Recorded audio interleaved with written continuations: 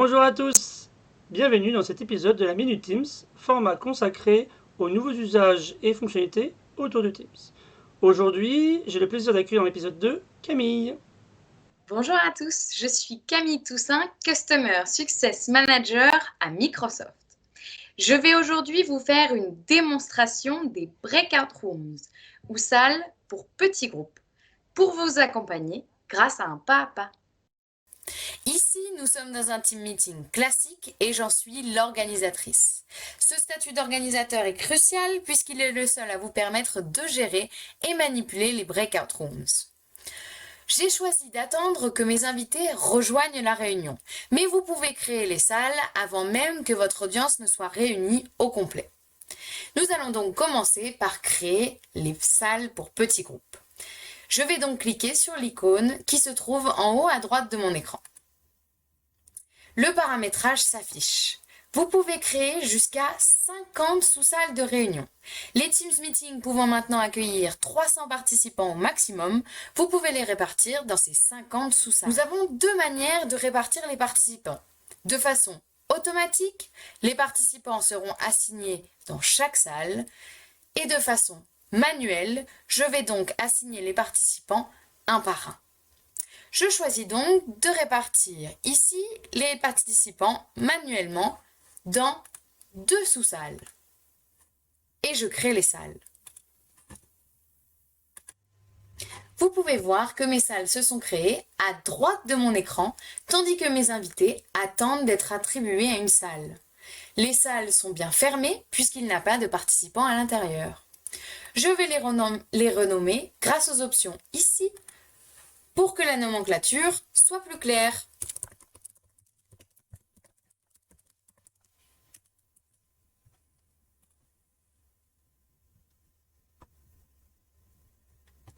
Maintenant que ma salle est renommée, je vais attribuer les participants pour qu'ils se trouvent dans les salles.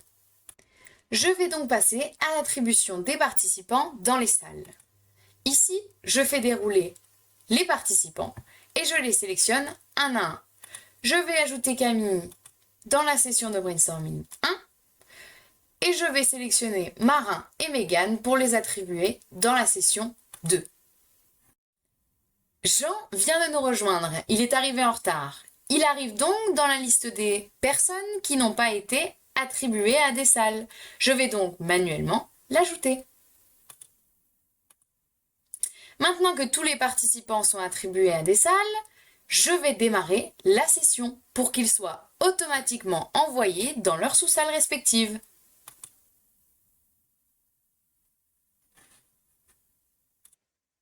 Je suis à présent seule dans la salle principale. Je décide finalement de rejoindre un des deux groupes pour collaborer.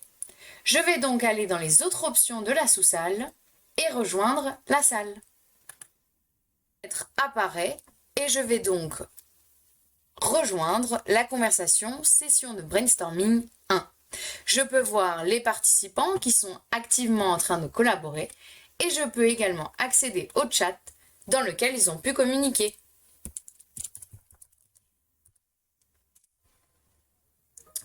Après avoir collaboré avec mon équipe, je vais retourner dans la salle principale grâce au retour à la réunion principale.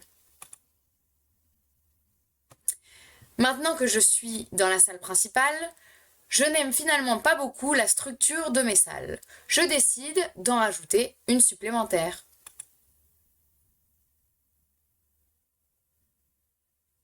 J'ai donc cliqué sur « Ajouter une salle » et on peut voir apparaître la salle 3 qui est fermée puisqu'elle est vide.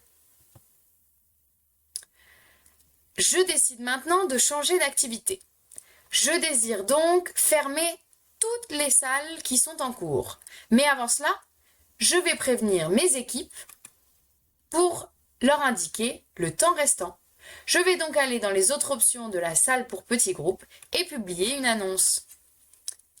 Il ne vous reste plus que 5 minutes. Je décide donc de les fermer simultanément grâce à l'option « Fermer les salles ».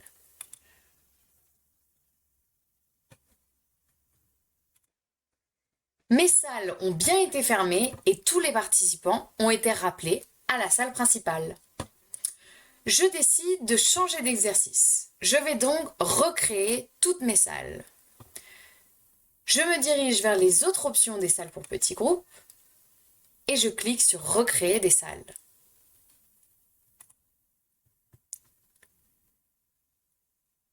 Les paramètres s'affichent à nouveau et cette fois, je vais vous montrer la façon automatique de répartir les participants en sous-salles. Je décide de répartir automatiquement les participants en 2 sous-salles. Mes invités sont cette fois répartis automatiquement. Je n'ai plus qu'à démarrer les salles pour qu'ils y soient envoyés directement. Je vais conclure cette démonstration en vous montrant 2 paramètres qui se situent dans les options de réunion. Le premier, vous pouvez automatiquement bouger les participants d'une salle à une autre. Le deuxième, vous pouvez autoriser les participants à retourner à la salle principale.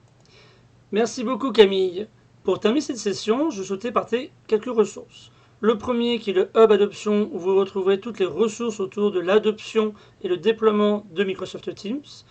Et le deuxième qui sont 2 chaînes YouTube, donc la Minute Teams et Coach Transfo, si cette vidéo vous a plu et vous souhaitez en voir d'autres. J'espère vous retrouver à bientôt pour le prochain épisode de la Minute Teams.